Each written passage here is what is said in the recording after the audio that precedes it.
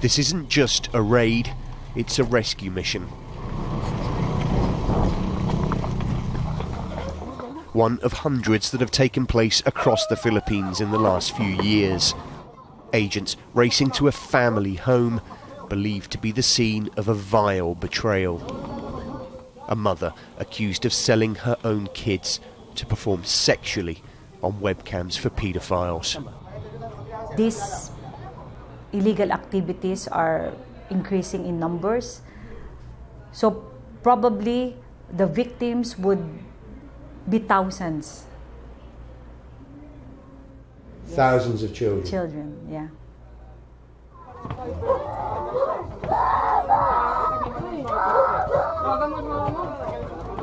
What you can hear are the cries of children just rescued. Dalawa lang tong hawak ko eh. Pumasok lang. Pumasok ka, pumasok ka. Kung gusto mo, pati ikaw, dadalhin ko sa'yo. They're calling out for their mother, who's been arrested. Since these children are groomed as young as 1 year old, okay, so they thought that what they are doing are just normal.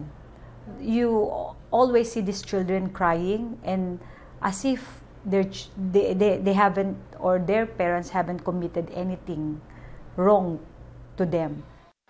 After being rescued, children are taken to shelters like this, the Centre for Hope run by the Visayan Forum charity. Around 50 girls are here. All have suffered unspeakable abuse. Gagawa niya po ako ng maganda. Nung napunta po ako doon, hindi ko po alam na gano'n yung gagawin ko. Pinaparap niya ako sa camera, pinipicturean niya ako nakahubad. Tapos dinadala niya ako sa iba't ibang lugar para i-meet yung mga customers. Iba-iba po sila ng lugar eh. Meron pong Amerika, London, Australia. Iba-iba po. Tapos nung sumama po ako sa kanya, dinala niyo po ako sa computer shop po. Tapos meron pong private room dun. Tapos pinasok niya po ako dun. Tapos nung pagpasok ko po, meron po akong nakitang iba pa pong mga bata po na nakahubad na. Tapos sa sa harap ng kamera. This 13-year-old was rescued 12 months ago. She'd been abused for years. Did you know when you were 8 years old and 9 years old that what was happening was wrong? That the men who were asking you to do these things were bad people? Ano po, maganda po yung ginagawa niya. The vulnerability of these girls isn't just down to what they've been through, but also the testimony they may be able to give to secure convictions. And so the security here is tight. They cannot leave, even to continue their education.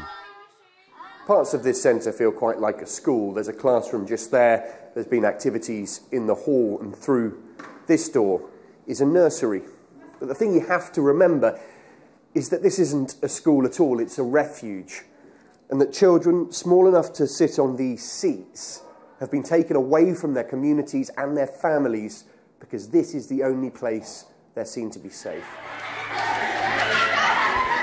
But as well as providing safety, social workers and schooling, this place nurtures hope.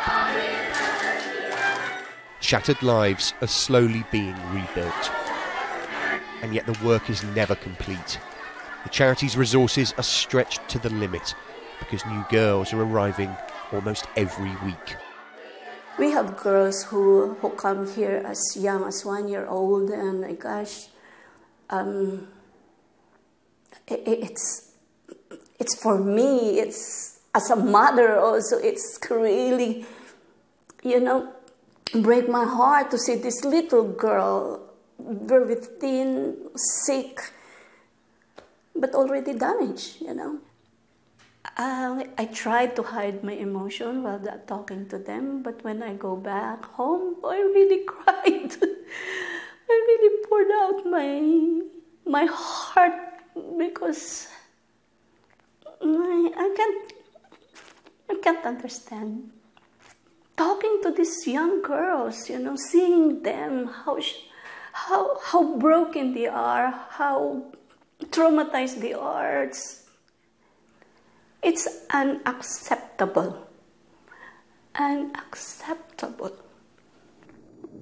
But the truth is, things are getting worse.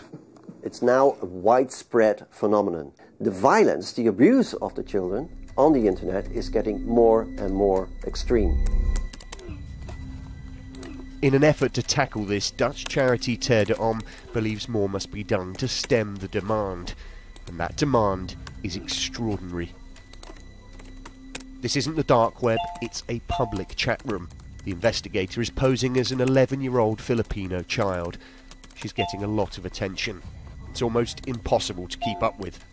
And that's why this charity has developed a piece of software called Sweetie.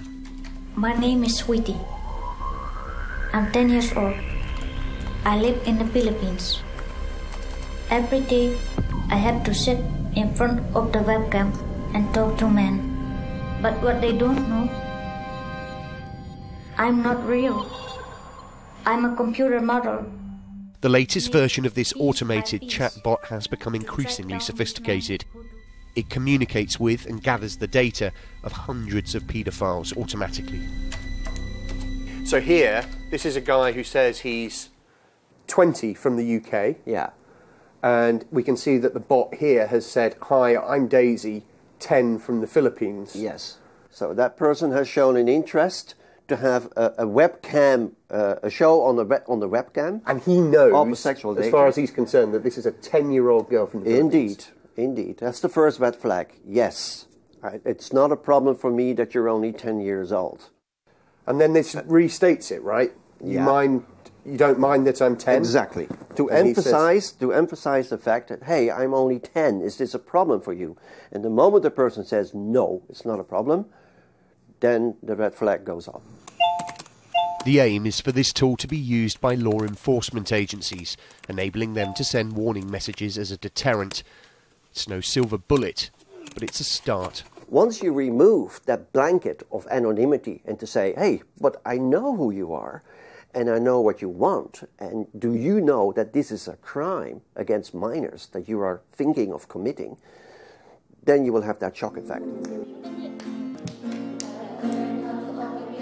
But perhaps seeing the real-world consequences should shock people too. These girls are in the process of healing from a very 21st century trauma. Thousands more are at this very moment still being subjected to it. Tom Rayner, Sky News, Manila.